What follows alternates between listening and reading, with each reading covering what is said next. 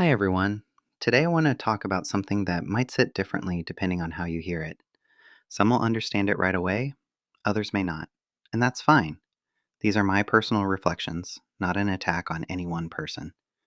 What I'm trying to do is draw a connection between a piece of history close to where I've lived most of my life, Salem and the Witch Trials, and the way our own community has begun to mirror that same kind of tension. We all know the people involved, but what matters here is the pattern, not the names. In the winter of 1692, Salem, Massachusetts was a community of devout people, mothers who loved their children, daughters who helped their families, sisters who cared for each other. They were decent people who believed in protecting the innocent and calling out evil. They were also the same people who sat in a meeting house and cheered while 19 innocent people were led to the gallows. The terrifying thing about Salem wasn't that monsters took over the town. It's that ordinary, good people, people who look just like us, slowly accepted behavior they never would have tolerated before. They normalized cruelty. They called it justice. And they convinced themselves they were still the good people. I'm writing this because I'm watching it happen again, right now, in our community. And the most disturbing part isn't the creators making content from someone's domestic violence report. It's the hundreds of women, mothers, daughters, sisters, sitting in those chat rooms, accepting it. Salem's witch trials weren't driven by a few evil people convincing everyone else to do terrible things. They were driven by a community that slowly, gradually, normalized the unthinkable. It started with legitimate concerns, strange behavior that needed explaining, real fear that needed addressing. The first accusations seemed reasonable, outcasts, people who were already problems. But each accusation made the next one easier. Each time the community accepted something slightly worse than before, their tolerance expanded. What shocked them in week 1 became standard practice by week 10. The most chilling part wasn't the accusers pointing fingers, it was the crowd in the meeting house. Ordinary people who would never consider themselves cruel, sitting there, nodding along, accepting what was happening as normal and necessary. They didn't wake up one day and decide to become a mob. They became a mob, one accepted cruelty at a time. We used to have a community people actually enjoyed. Different perspectives, different approaches, but we agreed on the basics. Truth, protecting victims, accountability. There were boundaries, standards, lines we didn't cross. Then came the missing teenager, Sebastian. Maybe even before him was Summer's case, or others before that. But that's when the cracks really split open. Two sides formed. Tensions boiled over. A lawsuit landed. Creators, a grieving father, even a celebrity, all taking aim at two commentary channels. That was the breaking point. The moment people decided to choose a side more firmly. And little by little, we watched as things started to slide. Things they once said they'd never stand for. Now we've got chat rooms packed with women, 700, sometimes 1,700 at a time, sitting there watching someone's domestic violence report read out loud like it's a reality show. And instead of disgust, the comments roll in. She is teaching them it is okay to abuse, lie, and enable. Thank you for letting people know. He's abuser. Looks like swollen roid extremities, IMO. Just catch up. No wonder the teacher was hit. These aren't trolls in the dark. They're mothers, daughters, sisters, everyday women, and they'd lose their minds if their own private trauma was thrown up on a screen like this. But here they are, normalizing it, applauding it, wrapping it up in a bow, and calling it accountability. Here's what's most revealing about what we've become. While this community obsesses over every word, every stream, every response in this internal civil war, the creators who are actually exploiting tragedy continue their harm completely unchecked. Right now, as we focus all our energy on destroying each other, the real problem creators are spreading active misinformation about Emmanuel Haro, Idaho 4, Summer Wells, cases involving real families, real victims, real ongoing investigations. The same sensationalism, the same factual errors, the same ethical violations we used to stand together against. In Salem, the most dangerous position wasn't being accused of witchcraft. It was questioning whether the accusations had gone too far. When John Proctor suggested the girls might be lying, he became suspect. When others asked for more evidence, they became witch sympathizers. When people pointed out inconsistencies in testimony, they became defenders of evil. The pattern in our community is identical.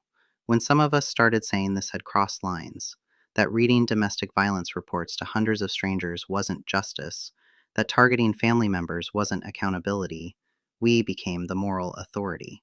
We were branded as defenders when we weren't defending anyone. We were defending what we used to be. No one expects us to go back to that. Far too many lines have been crossed by far too many of us. But where does it end? Many of us had been in this community for years. We'd called out real predators, real exploitation, real harm. But the moment we suggested that maybe, just maybe, this had gone too far, we became enemies too. Some of us have walked away entirely, not because we think the targets are innocent, but because we can't stomach what we've become. We left a side we once believed in because it stopped being about protection and started being about entertainment. Some of the people who started this with legitimate concerns about accuracy have become the most obsessed participants. Original fact-checkers have completely aligned with the attacking side, consumed by this battle. We now befriended creators who dox, who show bigotry, who have no boundaries whatsoever. The mission got lost. The principles got abandoned. The people who started this to protect truth have become the ones distorting it most. Salem's ministers thought they were serving God, right up until the end. They never realized they'd become the very evil they claimed to fight. I know what response this will get. I can already hear it. But what about when so-and-so said something about Islam? What about when so-and-so did that FOIA? What about when so-and-so ordered a domestic violence video? What about? This is exactly how Salem perpetuated itself. Every time someone questioned whether they'd gone too far, the response wasn't self-reflection. It was pointing to someone else's supposed crimes. What about when she cursed my cow? What about when she looked at me strangely? What about when she didn't come to church? There was always another what about to justify the current cruelty. There was always another accusation to deflect from examining their own behavior. I stand firmly on this. It's all wrong. All of it. The behavior on every side that crosses ethical lines is wrong, and we cannot keep playing the what about game because it will never end. There will always be another example to point to, another justification for why this time is different, why this target deserves it. If you have a friend who's gone too far, stop and talk to them. If that behavior continues, you have a choice to make about what you're willing to accept in your name, in your community, with your participation. Salem citizens could always point to the last witch's supposed crimes to justify burning the next one. We can always point to the last controversy to justify the current harassment. But at some point, we have to look at what we've become and ask, is this who we wanted to be? I am no longer even addressing the creators. This is more about the participation. Is this who you are and what you want to encourage? Without you, there is no community. Salem's witch trials ended not because people came to their senses, but because the hysteria finally reached someone untouchable. When the governor's wife was accused, suddenly the whole enterprise seemed less credible. Our digital Salem will end the same way. Either we'll exhaust the content we can extract from these targets, or we'll find more profitable people to destroy. The algorithm will move on. The community will find new drama. But what happens to us when it's over? The witches were never the danger in Salem. The danger was the ordinary people who went along with it. People who convinced themselves they were doing the right thing while they were destroying lives. And for the record, anyone's tragedy being exploited is wrong. Even people I don't like, even people I can't stand. It shouldn't happen to anyone, but it does. And the crime never matches the punishment. It's absurd. A throwaway comment turns into months of coordinated attacks. Someone falls asleep on stream and it's the breaking news of the day. That outrage isn't real, it's manufactured. And it's disgusting. What confuses me most is how fast it all happened. We went from a community that called out tragedy pimps to a mob obsessed with one person. Every stream, every video, every conversation circles back to her. Obsessed. Meanwhile, she's not even the only one in that lawsuit. There are bigger names, more influential people with actual power, but they barely get mentioned. They stay quiet, do whatever they do behind the scenes, and nobody talks about them. And yeah, she doesn't make it easy on herself. She says stupid things. She lets vile people on her panels say stupid things. She goes live every day, and half the time, she's responding to the drama instead of just logging off. Maybe she should shut up. Maybe if she disappeared from the internet entirely, it would quiet down. But let's be honest, would it really stop? Or would the mob just find another excuse, another target, another reason to keep the entertainment going? I completely get why one person is angry. She's the one in court, she's the one getting sued. That's her fight, and her people should support her. But it's not everyone's fight. The rest of this anger? It's borrowed, it's fake, and it's turned into profit. People making money off pain that isn't even theirs to monetize. So ask yourself, what are you really doing here? What are you actually standing for? Because from where I'm sitting, it doesn't look like justice. It doesn't look like protection. It looks like Salem all over again.